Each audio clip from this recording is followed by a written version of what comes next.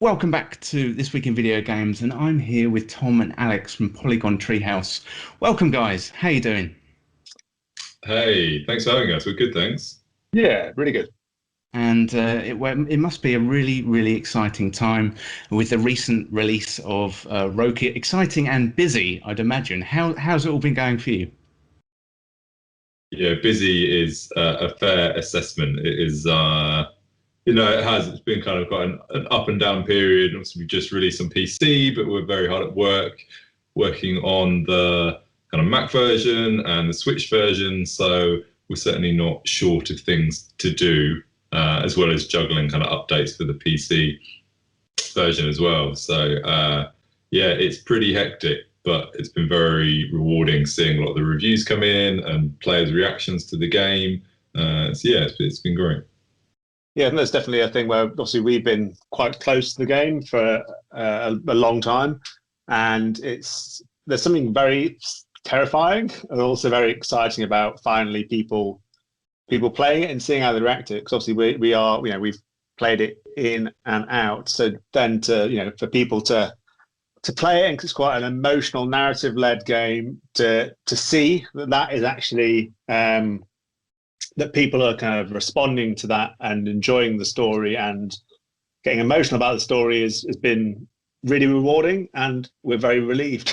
It must be a wonderful experience. Like it's must be hard to be objective about your own kind of creation. I think it's been in development for 3 years. Is that right? 3.5. Yeah. Wow. And releasing that out into the wild, but the reception that you've had is the reviews look really positive, and yeah, I've got to second all those reviews as well. Really fantastic game, and yeah, my hat goes off to you guys. So brilliant job. Well, for those who don't know about Röki, could you give us a bit of an introduction to the game? Sure, do you want me to do it, Tom? Yeah, I was Sorry. do this Uh, bit. okay. Röki is an adventure game inspired by Scandinavian folklore. You play as Tuve, who's a young girl, and she's venturing deep into the Scandinavian wilderness to find her brother Lars, who's been kidnapped by Röki. So the game is named after the monster in the game. And it's an adventure game, so it's more about using your brains rather than brawn. It's a non-violent game. So as Tuve, you're this young girl going into the wilderness, and you're meeting these misunderstood monsters. And in helping them with their problems, you're unlocking paths deeper and deeper into the forest. So kind of an explore puzzle adventure game, rooted in kindness, I guess.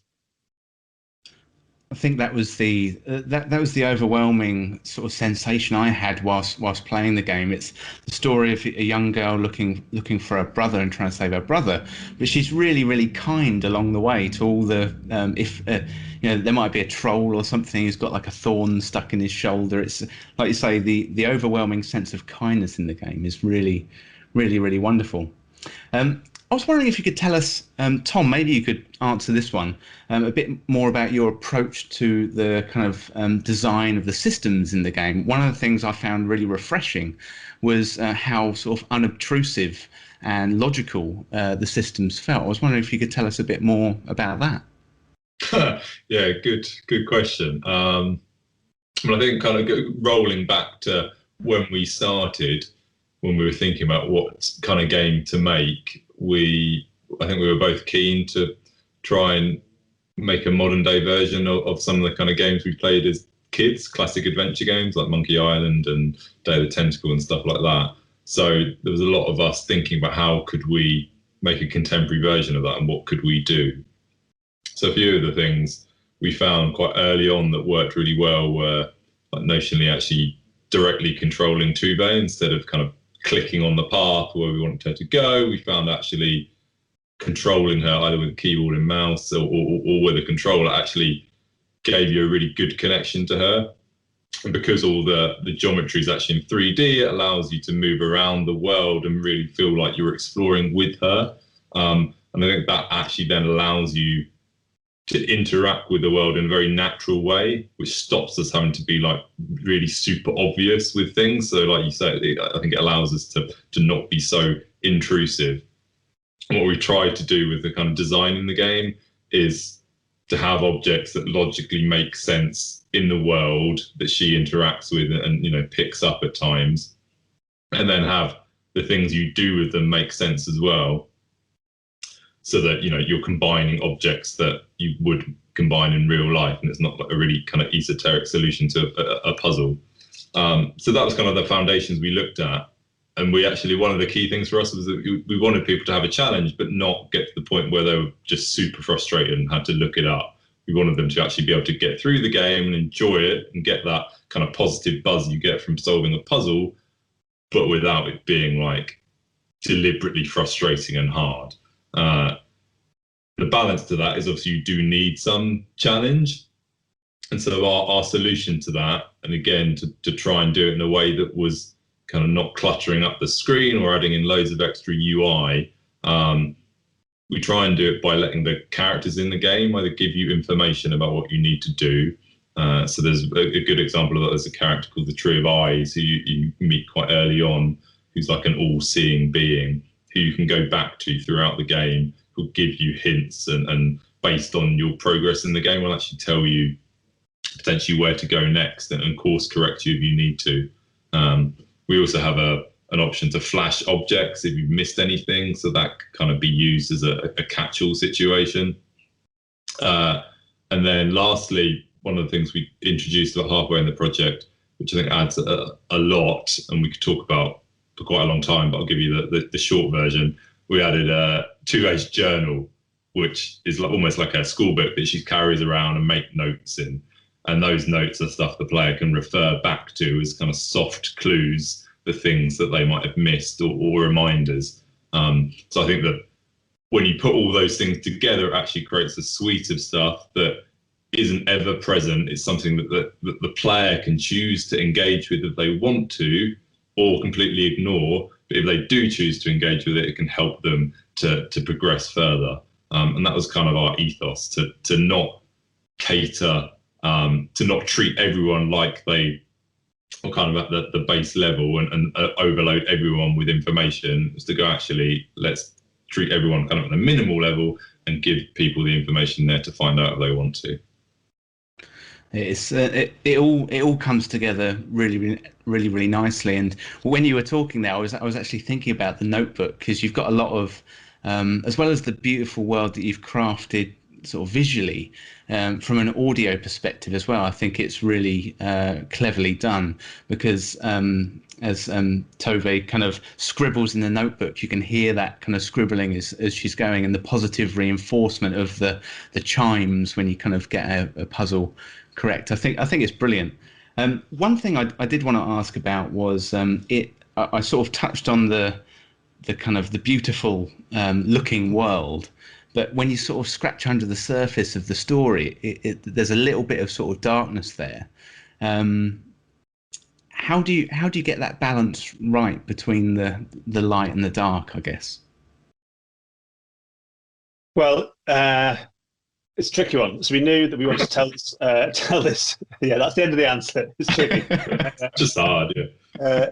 It is very tricky, because we knew we wanted to tell this emotional story, and actually the bones of the story have been there from the start, from basically the inception of the very early days of the project. Obviously, we've worked with writers, narrative designers, Sam, Danny, and Emma, to help hone and refine it. But it is a story that, that has quite a lot of emotion attached to it. And I think one of the things that we were very careful of is that we didn't want the game to feel like really sad to play, because there are some really poignant moments in it. So I think with the music, with Ingvild's performance as Tuve, and I think with some of the kind of monsters you meet as well, there's always relief there, and to balance out some of the serious like themes that we're tackling. And we also have, because it's a very narrative game, but we also have lots of breathing space for players to reflect on things. So rather than being like wall to wall story where you're just constantly, you're stepping through story beat after story beat after story beat. The forest is like quite a big place. So actually, there's moments for the player to run from location to collation, kind of collect their thoughts with the beautiful music and the scenery. So yeah, it is a difficult one. One of the tests we tried early on, we were looking to get the right tone with the music. So we both we did a test with the music from the motion picture The Fountain, which we both listened to the soundtrack and we were like, this is before we had a composer. We're like, this is kind of like a really good tonal fit, and the music was beautiful. We're like, let's just let's play it on the CD, so old fashioned, and see what it's like as you're running around the forest. It was just really depressing because the music it was good, but it was like so sad. So there was definitely we did some tests early on to strike that balance of a welcoming place you want to come and explore, that's exciting to explore, but also tackling those serious themes. And I could just jump on that kind of fountain test that we did. I think one of the things we learned was that you need to give yourself somewhere to go. So if you start at a point that is already quite bleak, it's like you've really got to do some stuff to make it go even darker. And actually you get to a point where I think people just kind of shut up. It's a bit like Game of Thrones, where you're like, well, everyone's just dead, so I don't care anymore. It's like, spoiler, sorry. Pretty sure everyone in the world's seen it by now. But it was like, actually it's better to start at a place that is either kind of on an average level or perhaps slightly happier. With Tuve's disposition, she's quite optimistic and a forceful character. It then makes the moments where she's sad or scared even more poignant because it's slightly more out of character, and it really accentuates them. So I think that's the kind of way we try to approach it, and I think it's been successful for that. And Tom, you touched on the kind of the puzzle design earlier and finding that balance between you want to provide a bit of a challenge but not make it too tough. Is there quite a lengthy sort of testing process that goes into that, or how do you sort of judge the level just right? Yeah, it was interesting because we're both from an art background. We've been involved with design on games before, but not explicitly like we're doing the design. So that was a challenge in itself, particularly coming up with item-based puzzles, because then it's quite hard to gauge whether it's difficult or not, because you instantly know the answer. It's not like a skill-based thing where you can be like, oh, okay, I can kind of judge that a bit. So what we tended to do is actually kind of design. We talk about like, well, this is the general gameplay we want for an area, but the specifics of that we then either one of us would go away and try and come up with an actual puzzle and do that in seclusion, and then let the others play it, so that we could kind of get a sense of like which bits were challenging in a good way, which bits were just obtuse and didn't make sense. And you can't like enough people, and it actually doesn't need to be a huge sample size. It needs to be like 3 or 4. If all of them go, oh, I just didn't realize you could do that, and it's not, well, actually that bit just doesn't work, and that's the thing you need to change. So we kind of just did a lot of that very quickly and kept refining things. And then ultimately we started to get a bit of a sense for how things worked. And one of the rules we had when we started to get more comfortable with the design was that Tuve always needed to have things in her backpack. When you get to a point in the game where you've only got a couple of items, that actually isn't great, because it limits player choice. You actually want her to have several things, so that if the player gets stuck on a certain puzzle, they can go and resolve something else. So we always tried to have these kind of micro loops that would then feed into these bigger quests, just to keep up that momentum. And then one of the other things we added as well, because the middle part of the game is quite big. You're in this forest, and we wanted this sense of exploration and her going to all these different locations. Unfortunately, she's just tasked with running around the forest, and she's pretty fit, but she's not like she's got a motorbike that she can razz around on her. So we got to the point where we'd have an item in a certain place, and then she'd go through other locations, but then need to backtrack, and we were aware that might become onerous for the player. So we introduced a fast travel system through this kind of these magic doors that appear in trees throughout the world. And in the first pass. Your job is to unlock them and reunite them with the mother tree, and then you can use them as these kind of fast travel portals, almost like you're going through the routeways into different locations. And I think that actually worked really well. So as you progress, you can actually then start zapping back between locations as you need to. And so, yeah, I think all of those things combined actually hopefully keep the pace up. And judging from what people have said, like, no one has got super stuck. I think everyone has their own kind of favourites and puzzles they're not so keen on. But I think that's always going to be the way. And we're the same internally. But so far, I don't think anyone's got like super stuck to the point where they're mashing their controller against the screen, which is good. So when I was playing the game, it kind of reminded me of like Enid Blyton, Faraway Tree, kind of old, I guess, British sort of children's stories. What was your inspiration behind the game? What were the sort of stories that you thought of, and how did you sort of come across this Scandinavian kind of fairy tale? So there was one key thing. I think we had a few different ideas floating around for what setting, or, and who you'd be playing as in these different adventure games we were thinking of. And I think Tom stumbled across the Scandinavian folklore, and it was some of the creatures, and it wasn't really the kind of gods like Thor and Odin. It was more the creepy creatures. And it was like a bestiary of all these different creatures, and they were so strange and odd that they really just captivated us, and we were like, oh, we really imagine building a cast of characters by cherry picking our favorites and reimagining them. And then we half kind of remembered a episode of the Moomins from when we were kids, the cartoon, or we saw an article of it, but there's something about it's one of those really terrifying children's cartoon, or a story from a children's cartoon you watch, and it was burnt into your memory, where there's a character called the Groke. And it's this character that's just freezes everything it comes close to. And it's very slowly, ominously walking towards the village or the house where the Moomin family live. And it's just freezing everything, including people. So it's really an unblinking monster, terrifying, especially for kids. But it turns out it just wants a friend. But it's just as it walks towards things, it's freezing them. And it was that. There's something in that it's quite scary, but actually it's quite tragic. That there's something in that, okay, it's a monster, but actually it has a humanity to it. And I think that was one of the key like tonal jumping off points of misunderstood monsters. And Tuve, as a young girl, being able to look past their monstrous appearance and seeing the humanity underneath, that was the kind of one of the really the key jumping off points for the project. It came together really, really well, and I was wondering what was one thing in the development of the game that was much easier than you thought it was going to be.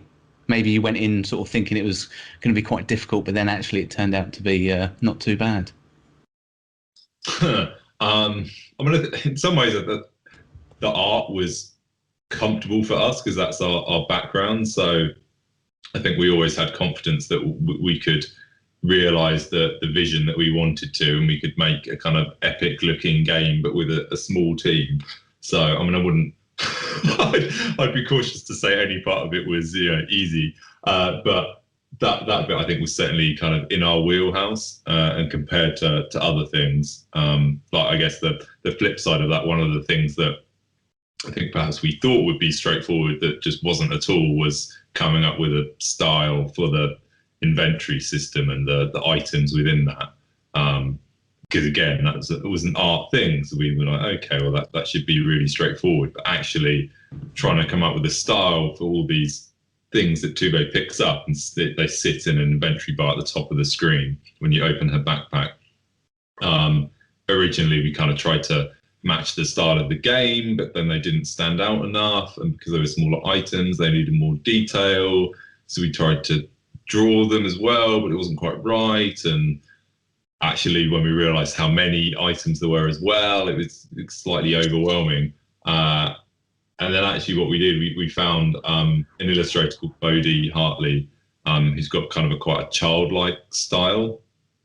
contacted him and managed to secure him to do some tests and put some of his work in. It kind of instantly fit really well. Because it was a different style, it actually stood out on its own right and felt very tactile. And so he went on to then do all the artwork for the journal as well.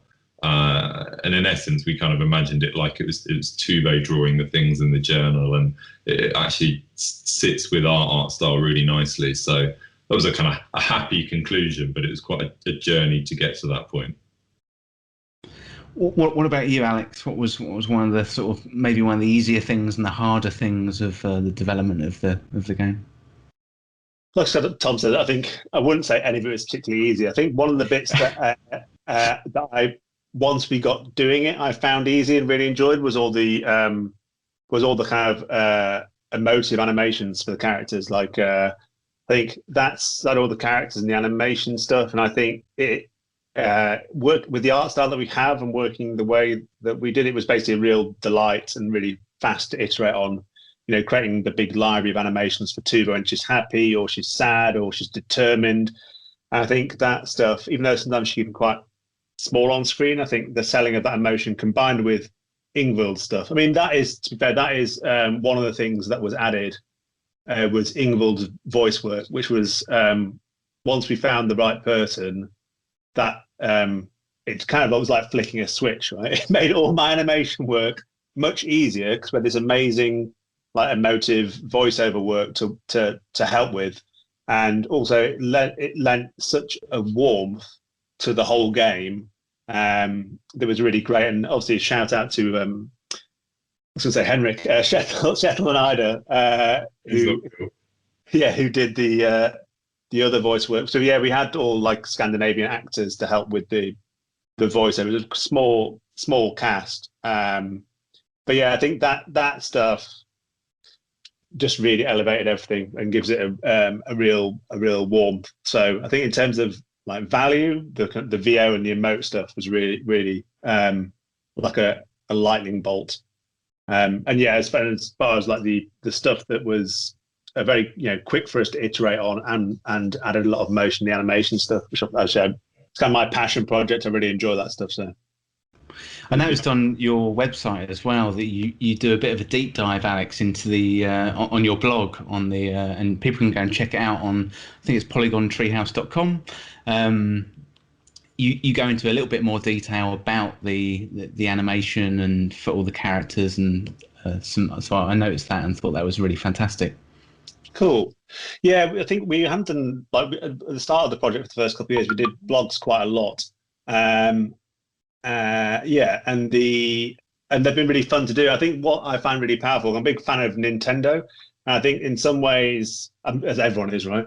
But I think there's a really exciting thing about Nintendo, how they have this principle of taking very simple things, like from a design point of view, and layering them up to get quite complex and sophisticated results.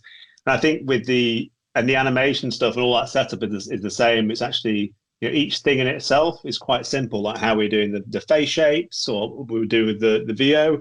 That each thing on its own is quite simple, but in layering them up, you can get this, quite a feeling of sophistication and kind of almost intelligence within the characters. That I think that's the magic of character design animation, where suddenly you've got some polygons that suddenly feel like they're alive, and that's kind of cool. I definitely recommend everyone out there going to the blog and checking it out. It's really, really good.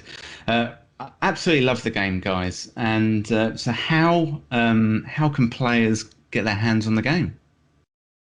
So it is now available to buy on Steam and GOG for the PC.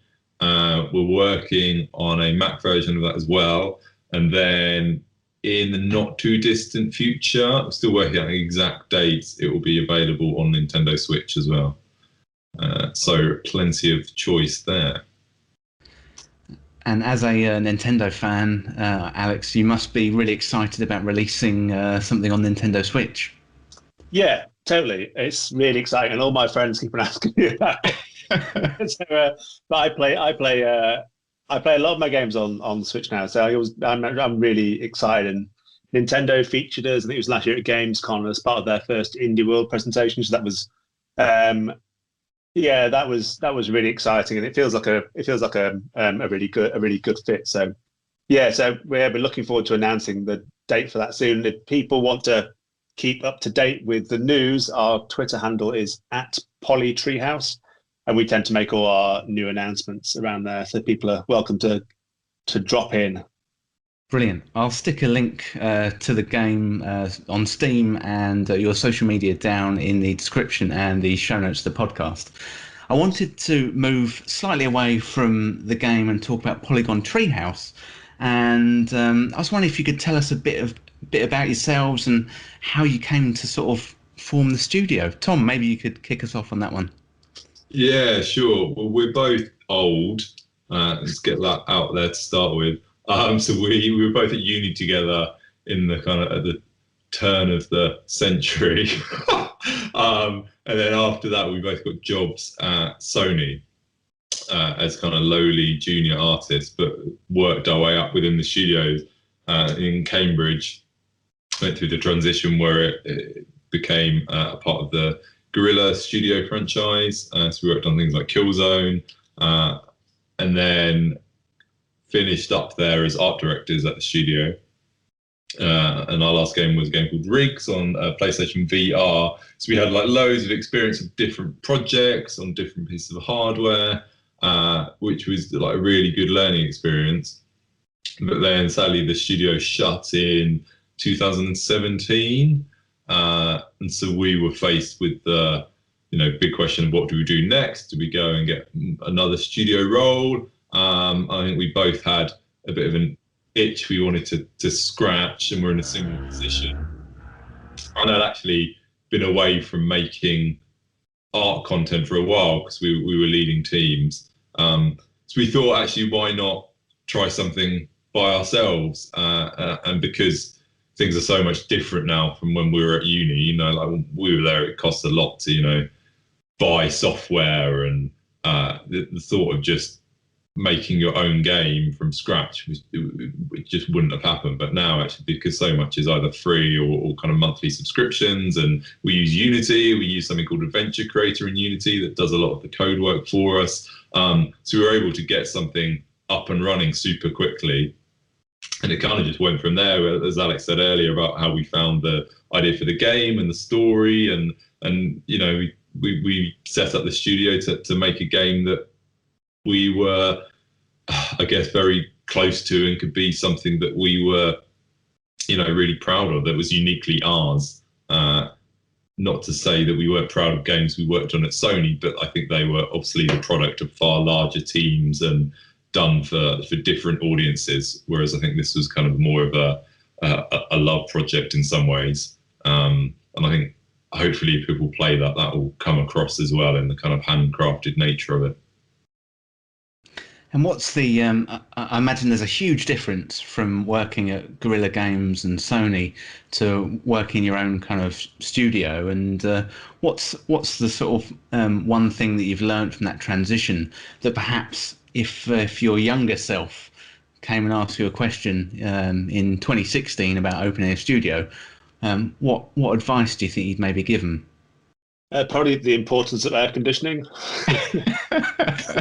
No, it's this week that has been an issue, but I think actually there's a lot of similarities. Like the principles of problem solving are the same. I think actually our time at Sony and Guerilla and looking at art techniques and working smartly, they're all things that are carried over. I think probably where our experience stood us in good stead was that we knew that we were going to have to cut our cloth early on in defining an art style where we could make we couldn't use a photorealistic art style, and actually we wanted something that was quicker to iterate on and fun to work with. So I think that experience at Sony really influenced and instructed and laid the foundations for what we did as indies, even though the art styles are miles apart. The principles, the creative principles and the problem solving of like time, cost and quality, they're all they're all kind of the same. They're all the same. Yeah, so I'm not sure. Like, yeah, I think maybe there's some stuff with like the obviously making the game is just part of being an indie developer. You have all the events and stuff like that as well. So I think there's probably if I try back in time, I'd go like, it's not just the game you're making. There's all these other bits around it. But actually, we've found that the indie community has been really, really generous and very open. Obviously, working at big studios, and big studios have to be quite secretive about what they're doing. Quite right, quite rightly so. I'd say it's been something quite. It's been a nice life experience to go to the indie stuff where you can just, we shared from an early point because we have to raise the visibility of our game. So we're shouting about our game and sharing animation tests and concept arts from quite an early stage, which has been really refreshing to us, and to have people give us feedback or collaborating with different people has been really nice. So yeah, there's lots of differences, but actually quite a lot of similarities as well. So they're not a million miles apart. And in the studio, how do you go about kind of coming up with ideas for new projects? It sounds like Röki was a sort of a long-term project you've been working on for a long time. Do you do a lot of prototyping, or do you have quite a kind of clear vision about what you want to do and stick to that? What's your method?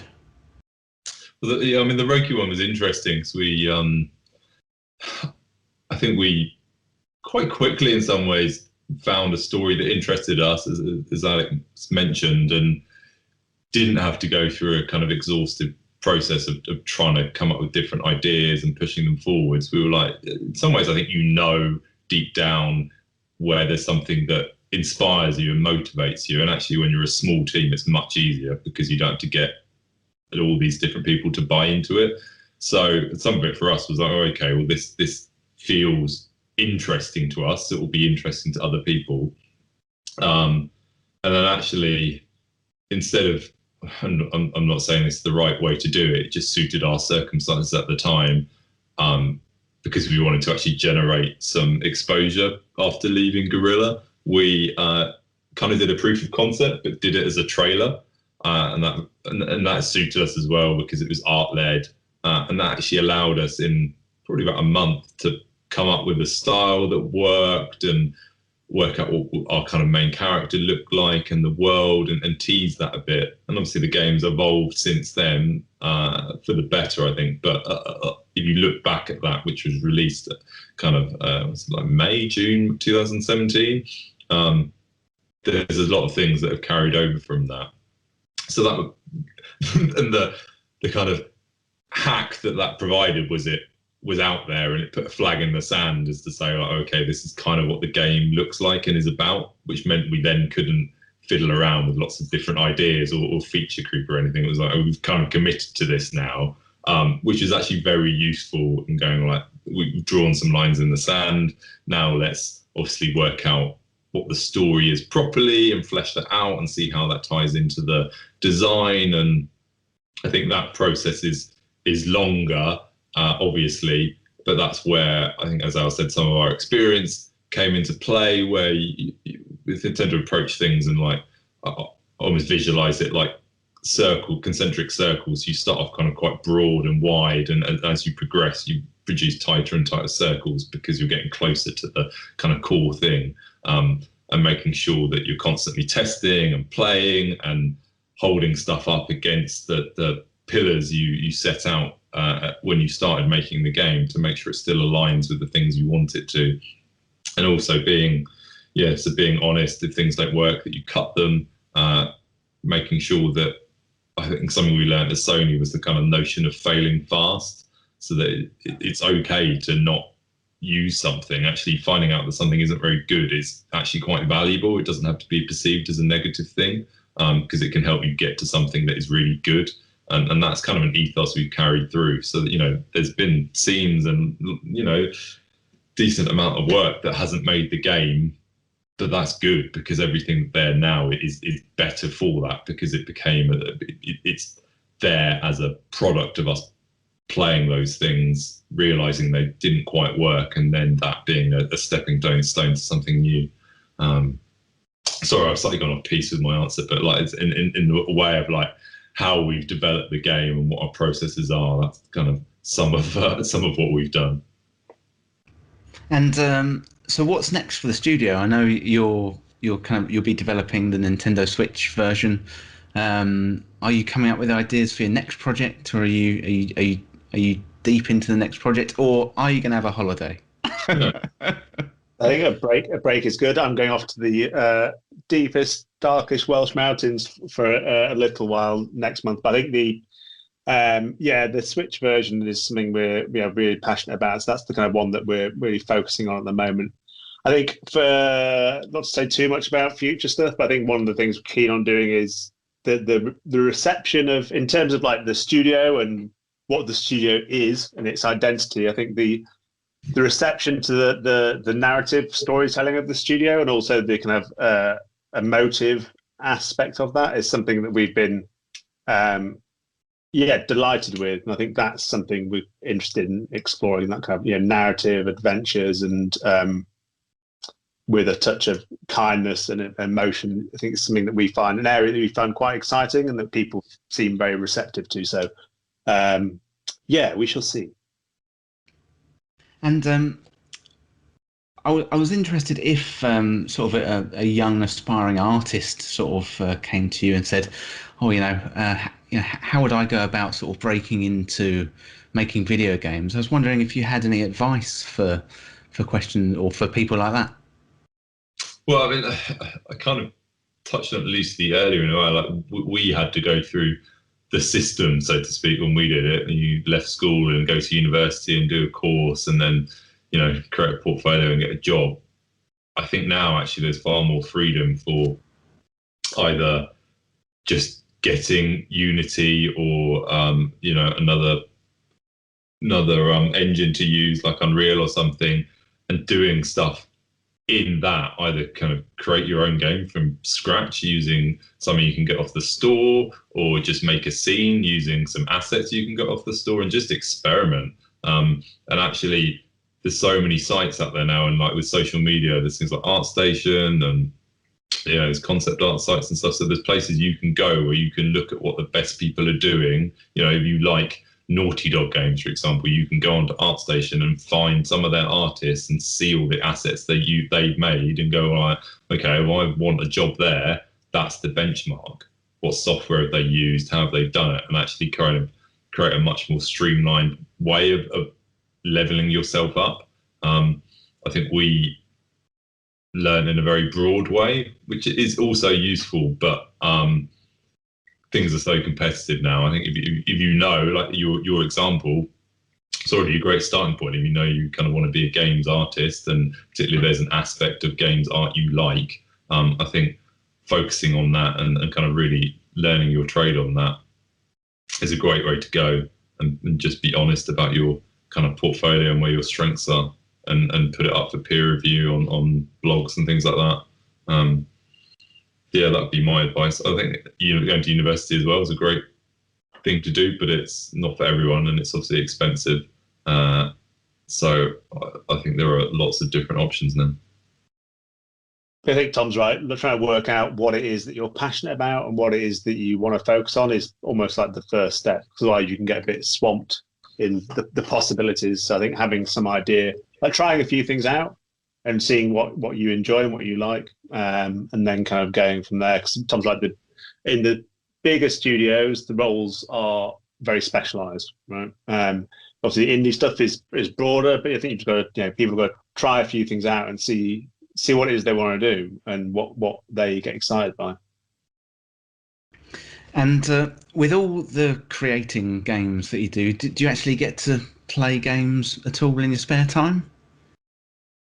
Yeah, Alex probably plays more than me, but I try and play stuff with my son. So I'm playing Cuphead at the moment, 2-player with him, which is a very good test for both of us in terms of our patience. Doing pretty well. We're persevering, but it is really, really good. So we're enjoying it. It's just really, really hard. That's been a lot of fun recently. Yeah, and I'm like, I've got a real soft spot for From Software games. I haven't played them for a little while. I think actually I like, even though I'm terrible at them. I always try and find ways of like tricking the system, and like so I can just be really crap at the game, but then still get through. But I think that's something I really like the storytelling in those games and how it's like you're gradually uncovering these worlds. But aside from that, I think I'm replaying through Night in the Woods at the moment and playing Coffee Talk on Switch, and also Carrion. I'm kind of a little bit lost in, but I was still quite enjoying just going around. Great. Yeah, really good, really good. I think from like an animation and motion design point of view, I could just watch that weird tentacle blob roll around the research facility all day. It's just really, it's like just really delightful and fun to just move around, which is great. It's really good. So yeah, I tend to, but both of us, our diet of games tends to be quite broad. We don't really play a specific type. I think it's good to have broad tastes, not just in games, in like cinema and literature as well. You want to have a broad pot of inspiration to draw from. So that's another thing I'd recommend for like any aspiring games artists. Like, don't just draw your inspiration from games or like a narrow section of games. Like, try and have your inspirations being really wide in terms of world cinema, different types of art. It's really good to stop people's work being like generic, to have a wide pool of influences. It's really important.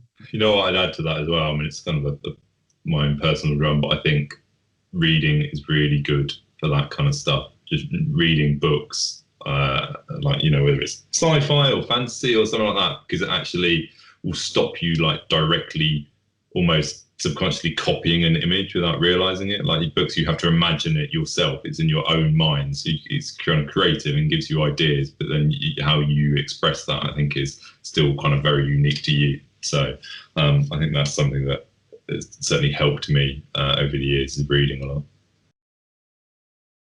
That's brilliant. Well, guys, I've taken up loads of your time today, and I really appreciate you taking the time to talk to us on This Week in Video Games. And I definitely recommend everyone go out there and grab Röki now.